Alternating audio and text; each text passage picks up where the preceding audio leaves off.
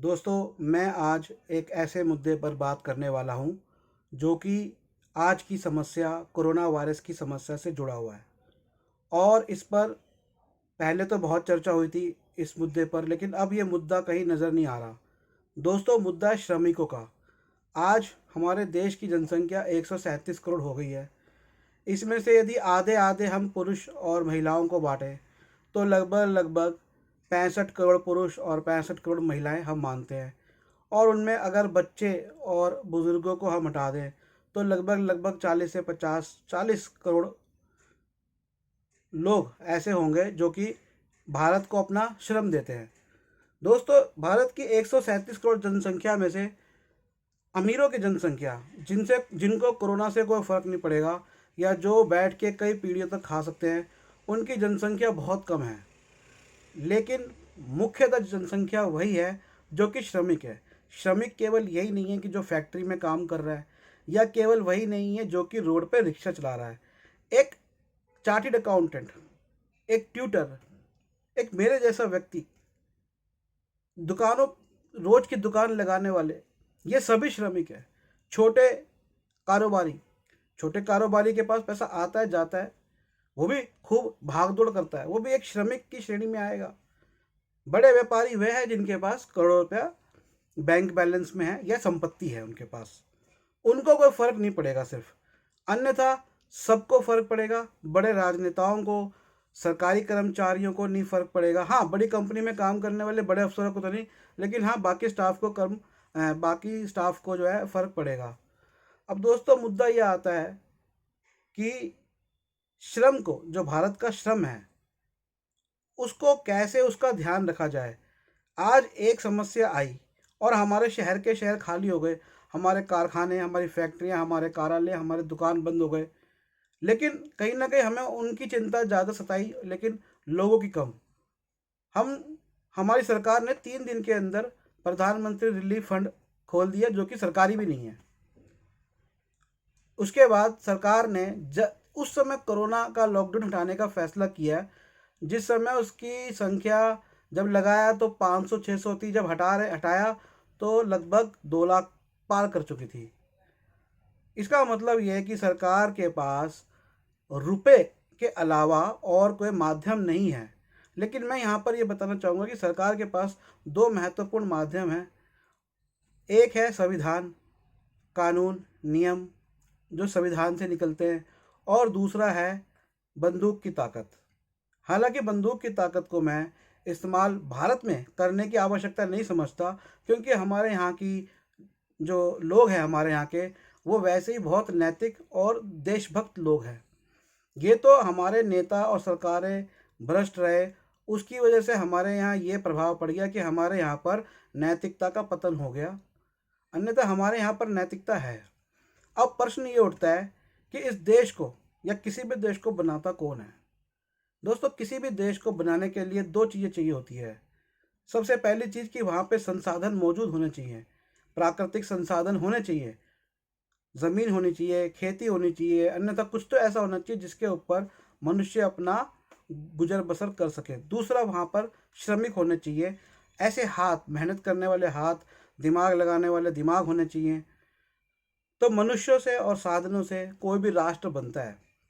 आज समस्या ये है कि जहाँ तक संसाधनों की बात है, उन पर जब कब्जा जमाना हो तो सरकार नए नए नियम कानून बना देती है।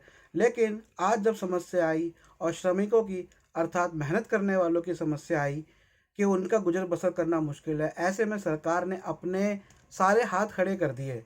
क्या ये सही चीज़ है? बात ये है, 500 रुपया अगर आप महीने का देते हैं, वो भी चंद हाथों में, तो क्या 500 रुपये में महीना चलता है? क्या केवल 1 किलो चना देने से या अनाज देने से भरण पोषण होता है? क्या हमारे नेता लोग या हमारे सरकारी अफसर या बड़ी कंपनियों के मालिक भी 1 किलो चना, चावल और कच्चे चावल और कच्चे मोटे चावल और गेहूं के ऊपर निर्भर है क्या? क्या वे भी लॉकडाउन में यही सब खा के, या खिचड़ी या उबले हुए चावल खा के समय बिता रहे हैं क्या? बात यह है कि क्या मनुष्य की डाइट को, मनुष्य के अंदर जो डाइट जाती है उसमें इतनी चीज़ें होती है?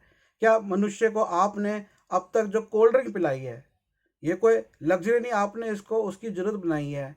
आपने उसको शराब पिलाई है, आपने उसको घी मक्खन खूब दबादब दिया, उसने खरीदा, पैसा भी आपको दिया, टैक्स के रूप में दिया, आपके नेताओं के बड़े बड़े घर बने, बड़े बड़े व्यापारियों के बड़े बड़े महल बने।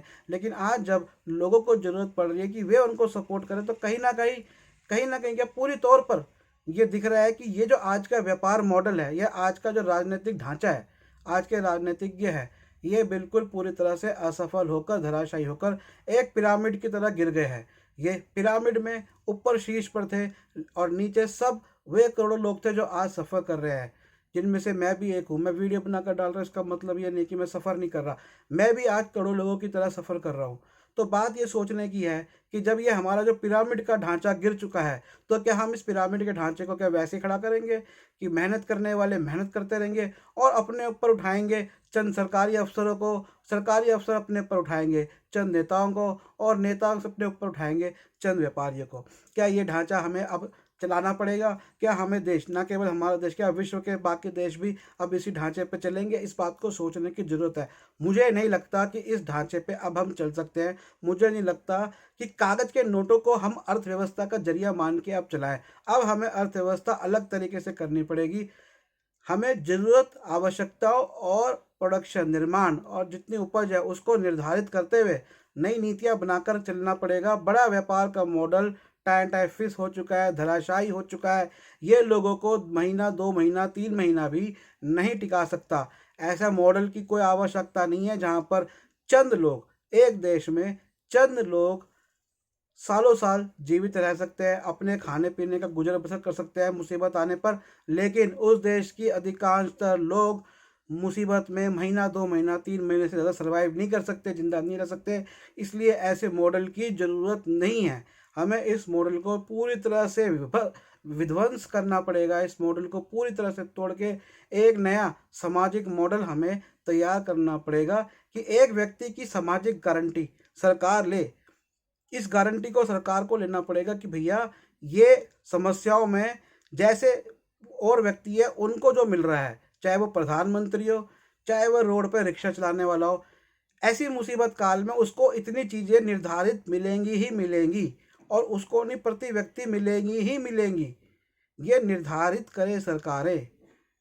खाने के सामान की, अगर एंटरटेनमेंट है, वो भी एक ज़रूरत, आपने ज़रूरत बनाई है ना, आप मार्केट का डेवलप करते हो। सरकार हर चीज़ डेवलप करती है। केबल टीवी थे, 100 रुपये में केबल टीवी पूरा घर देखता था। सरकार डिश टीवी लेकर आई। हर घर के अंदर पहले उन्होंने डिश में पैसे दो, उसके बाद उसके अलग अलग टीवी के अलग अलग पैसे दो। ये सब मॉडल सरकार लेकर आई। गाड़ी मोटर वाहन लेकर आई, क्योंकि ढंग से सुविधाएं नहीं थी। लोगों ने चलो खरीदे, उसमें टैक्स दिया, रोड पे चलते टैक्स देते हैं, पेट्रोल भरवाओ तो उसमें मोटा टैक्स देते हैं। हर चीज़ से जब सरकार लेती है तो सरकार ये भी तो निर्धारित करे कि हमें देने वाला और व्यापारी को ऊंचा बनाने वाला जो एक आम व्यक्ति है, जो मध्यम वर्गीय व्यक्ति है या गरीब व्यक्ति है, उसके सर्वाइवल की हमारी गारंटी लें। हमारे सर्वाइवल की गारंटी सरकार के पास है। संविधान में जो आर्टिकल आपको कहता है राइट टू लाइफ, वो केवल राइट टू लाइफ नहीं है, वो स्टेट पे ड्यूटी भी इम्पोज कर रहा है कि स्टेट का ये अधिकार है कि वो उसको राइट टू लाइफ दे। और लाइफ का मतलब ये नहीं होता कि आप जीवंत रख दे जानवरों की तरह भोजन देकर, या जानवर जैसी परिस्थिति में। आपको इक्वालिटी, बहुत से लोग इक्वालिटी की बात करते हैं, तो वो इक्वालिटी ये भी है कि जीवित रहेंगे तो सब इक्वली जीवित रहे। ये भी बात हमारे संविधान में है।